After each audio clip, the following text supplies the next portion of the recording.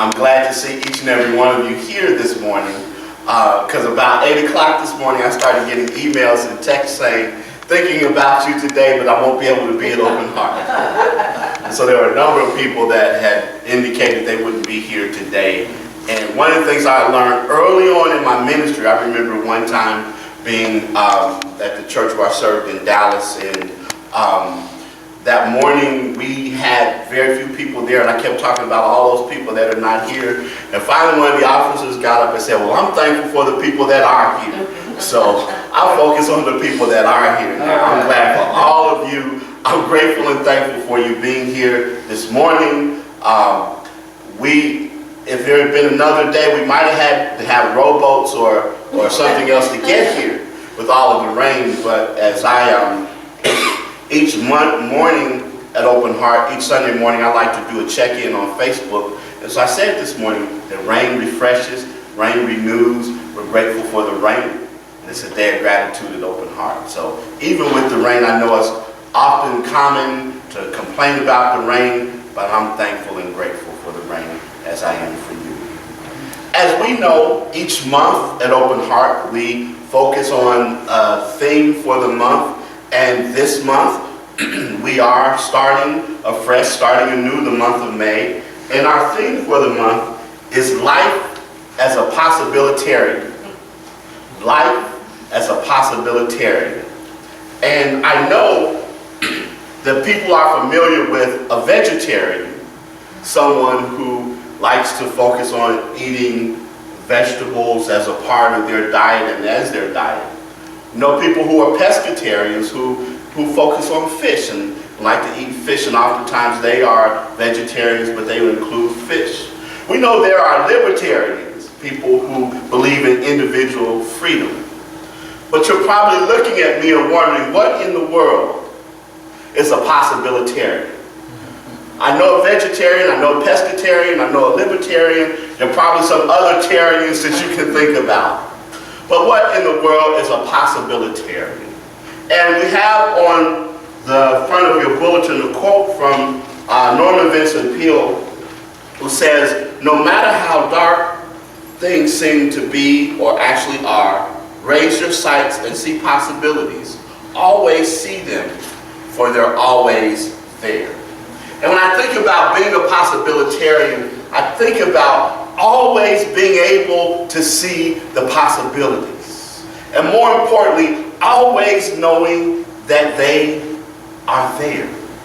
And so as we begin this month, we're going to explore the ways in which we can always see those possibilities. It's very easy to get caught up in not seeing them. It's very easy to get caught up in being trapped into the way of thinking that we're unable to know that there are other possibilities, that there are other realities, that there are other ways out there. So the first way in which we talk about becoming a possibilitarian is, and we know this very well in our teaching, is to not focus on appearances.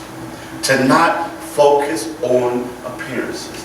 How many times in your life have you had a situation that seemed like it was dark and dismal? It seemed like it was the end of the world. You found yourself where you slipped into your drama and all of those things, only later on to look on back on that experience and decide that was one of the best things that could have ever happened to me. At the time, it didn't seem that way. At the time, it seemed like that we were somehow at the end of our rope and that things were not going the way in which we wanted them to. The things seemed hopeless. They seemed beyond repair. And yet, there was something that happened, something about the situation that changed, something that we were able to look at what had occurred and what was going on and discover, indeed, to not get caught up in appearances, to not get caught up in how things look, but to know that there's something else. And when we expand our perspective and expand our horizon, it allows us to move beyond appearances.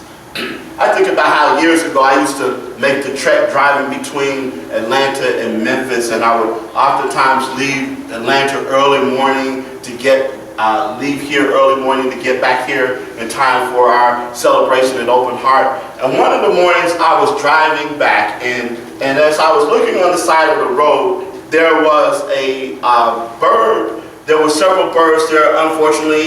Fortunately, however you think about it, was some roadkill on the side of the road. And there were several birds that were over there that were having a feast. And there was a lot for them. There was much more than they could have eaten. And as I got up over the hill, there was another bird that was pecking at just a little bit of something there. And I was saying in my mind, trying to somehow communicate with the bird, if you would just take off and be a bird and fly.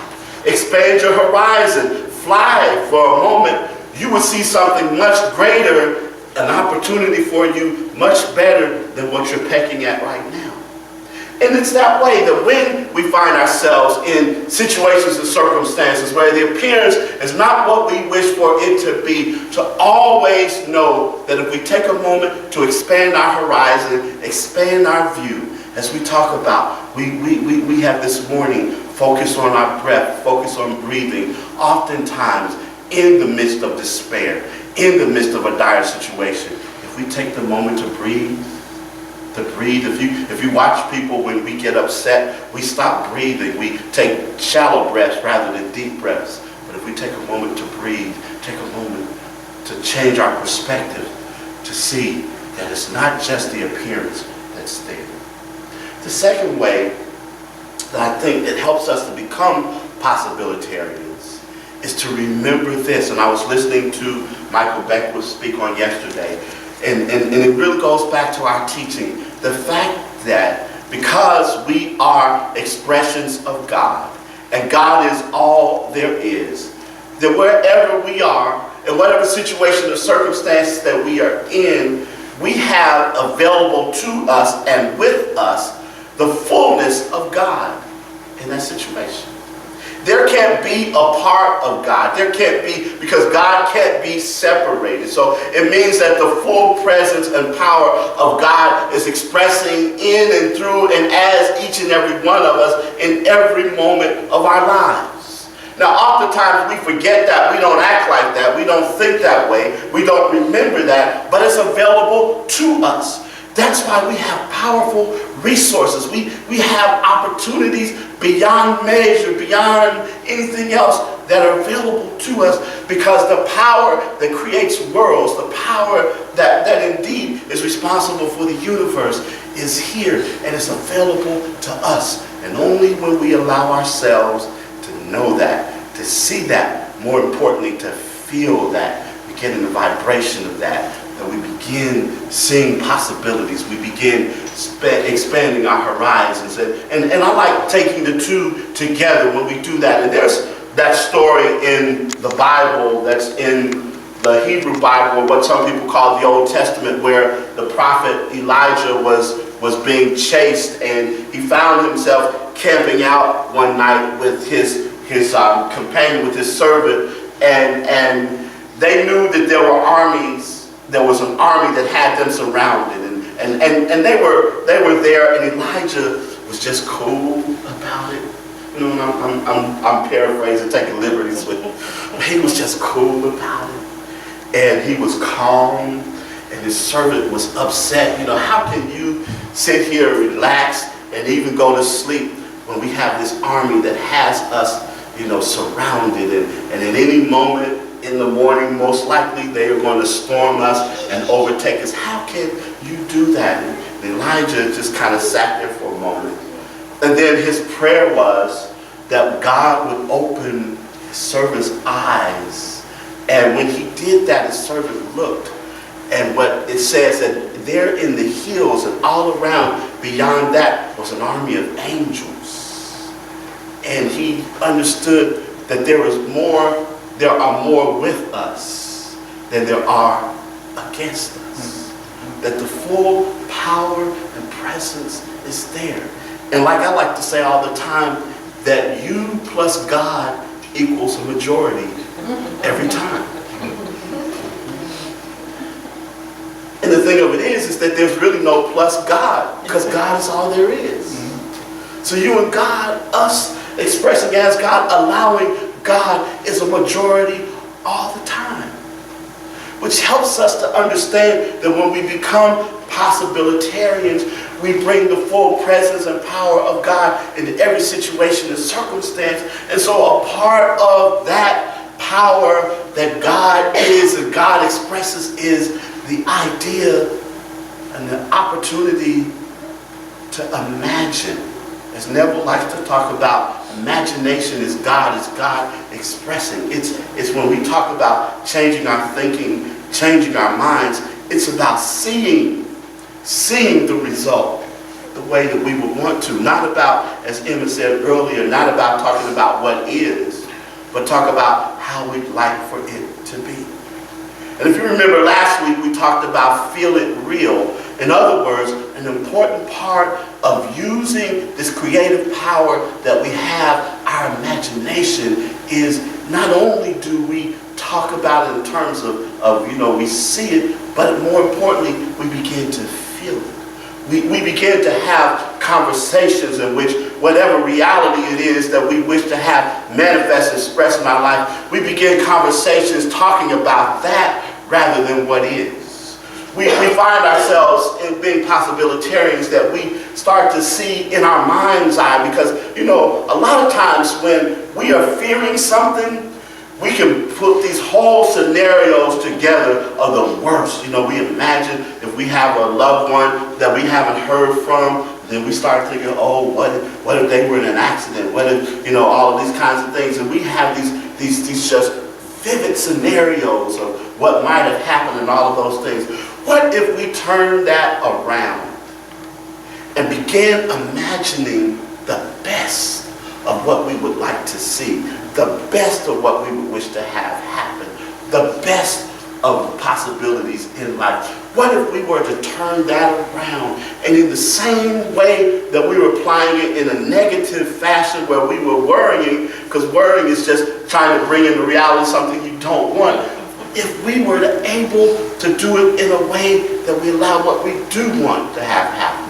where we see it, where our daily conversation, our daily imagination is taking time to see it manifest. And as we talked about last week, to have that one single action that just is a signal and a symbol for us that is manifest. Someone coming up to us, shaking our hand to congratulate us on the job promotion, or someone coming up and hugging us to congratulate us on that event that we have been responsible for, or someone coming up and giving us a high five for a job well done. And we imagine that in our minds, and we see that in our minds, and we hear the conversation in our minds, and we feel it in our body, that elation and that joy that we have for a job well done, or for an accomplishment or an achievement. And we just stay in that vibration. We stay in that knowing. We stay in that place. We become possibilitarians. And then the final thing with all of this, we recognize and realize that ultimately we don't make it happen. We don't make it happen. Because if God is all there is, one of the things we affirm in the way that we pray in our teaching is that we're not trying to get God to do anything, because God's already done it. So we don't try to make it happen. We make it welcome. We make it welcome, that which we wish to experience and to have expressed, as we set the tone for it, as we see it, as we get in that vibration, as we move away from the negative into the positive, as we open our perspective, as we understand that the full presence and power of God is with us, it is there. We make it welcome. We make it welcome. That's why, for me, one of the most important parts of the way that we pray spiritual mind treatment is the gratitude stage. Well, we're grateful for it happening. We're grateful that it's done. We know that it's already done. It's already done. And when we get to that stage, when we get to that point, then it begins to manifest. It begins to express. You all know, and this is my dedication to the Grizzlies.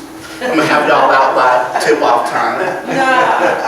But you all know that those of you that have played basketball before, and sometimes you have that period where you take a shot, and there's something about as soon as you release the ball, as soon as you let go, as soon as you do that, you already know without anybody telling you that it's going in the basket. It's going in the goal. It's all net. It's all done. It's already there. And there's something about you, that feeling that just comes over you, and you feel that in the midst of people all in your face and trying to block your shot, and the crowd around you trying to discourage you and all of that, you're not worried about that. Because you've let it go. You released. You saw it. You felt it. You knew it. You knew it was possible. You allowed it to be. And all net. Possibilitarian. Will you today take the steps to be a possibilitarian, so that in your life, you are the one that in the midst of everything else that's going on around today, with the political climate and the economy and other things like that, that you are the one that is anchored and grounded in the fact that all things are possible. I'm a possibilitarian. It's all possible because it's all God. So it is.